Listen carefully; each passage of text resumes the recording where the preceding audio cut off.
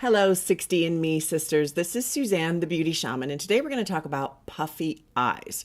So, I don't know about you, but puffy eyes for me, the older I've gotten, the more I wake up in the morning, I look in the mirror and I'm going like, oh my God, what happened? And I'm trying to figure out A, what happened, and B, what I can do about it before I have to leave in, 2 minutes. So today we're going to talk about causes of puffy eye and solutions for puffy eye. One time when I was modeling, I used to be a professional model with Elite Modeling Agency. I worked with them for maybe, 2 or 3 years, and I traveled all over Europe and America, and I was actually pretty successful. But in any case, one of the times I had a job with a very famous photographer named Patrick Demarchelier, if you know who that is. Anyway, I was in the makeup room getting my makeup done by a makeup artist whose name I can't remember, which is probably a good idea. But as he was making me up, we were laughing and, having a great time. And he said, "Oh, I have to tell you." Now, this was the 80s, okay? This was probably 84, 83, 84. He said, "I have to tell you, I made up Liz Taylor recently. And, I needed to get rid of all of her puffiness. So he said, what I did is I mixed Preparation H, which for those of you who don't know, or maybe you're not in the United States, or I'm not sure how global Preparation H is, but it's for hemorrhoids, okay? He took Preparation H and he mixed it with foundation and he used it on Liz Taylor's face. He didn't tell her he was doing this, of course, but he said he did it in order to bring down the puffiness around her eyes and her neck and all of this. Apparently it went fine. Apparently she didn't have a reaction. I think this is a little risky, in my opinion. I don't think as a makeup artist I would put Preparation H in the foundation and put it on anybody's face, let alone Liz Taylor. However, he was trying to deal with a very common issue that we ladies have, and that is as we get older, and some young women have this too, but as we get older, we tend to get puffy. Okay, so with that in mind, that horrifying thought in mind, let's talk about some much more healthy ways to deal with this. Okay, so let's talk about some of the causes. So for some of you, it's things like allergies or not enough sleep. Of course, that's a really obvious one. Or salt intake. Salt can definitely do it. It can also be a lack of nutrients in the body.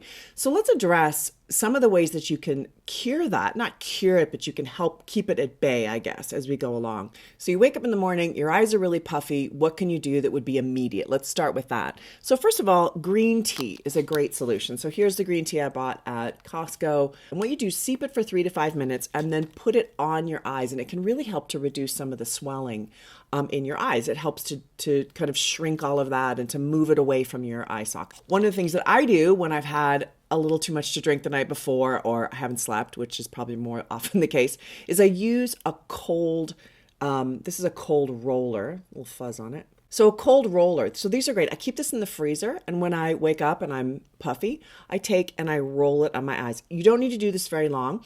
It's a little bit uncomfortable as you first put it on, but it basically moves all of that swelling and water retention around your eye area. You can also use things like a bag of frozen vegetables, which I don't know, for me, that's a little too much to put on my whole face, but that does work. A cold cloth, like you could take a cloth, wet it, stick it in the freezer for maybe 5 minutes. It'll crisp it up a little bit. Put that around your eyes. That also works. You can also take a cucumber. Cucumbers are famous throughout history for reducing swelling around your eye area. Just chop it up in sections, put it on your eyeball, leave it there for maybe 3 to 5 minutes. Another great trick is to take a spoon, put it in the freezer, same thing, stick it on your eye. It's just something cold, right? So generally speaking, something really cold around your eye definitely helps. If it's your sinuses, you can use a neti pot. If you don't know what a neti pot is, it basically helps to get hot water in there and clear out your sinuses, which can be, I've done that at photo shoots before when I was modeling. That works. I find it a little uncomfortable.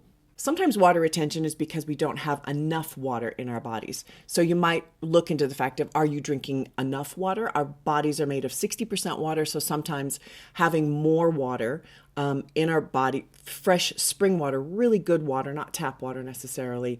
It's recommended 8 to 10 glasses. I don't know. I drink 64 ounces a day, which is, for some of you, you think that's sort of crazy. But for me, that's what I do.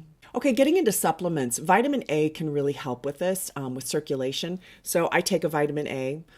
It depends. I take it every day. Sometimes I do every other day.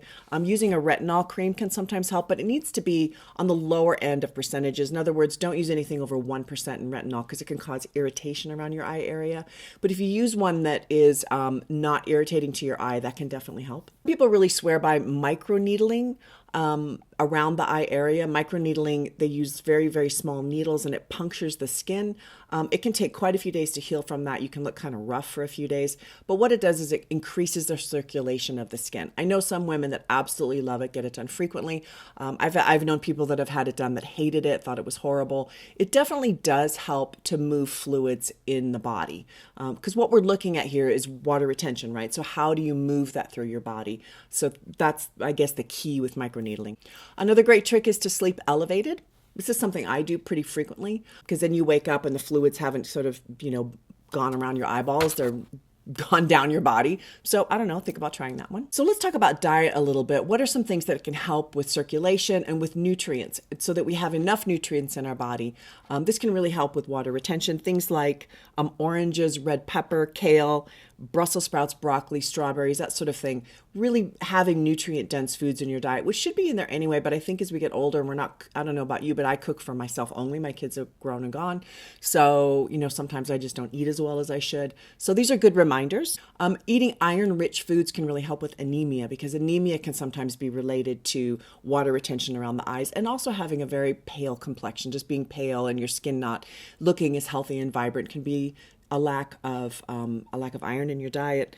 So things like red meat, pork, poultry, seafood, beans, leafy greens, kale, spinach, kind of going back to some vegetables. That's all really good. Also cutting back on salty foods and alcohol. That's a hard one, right?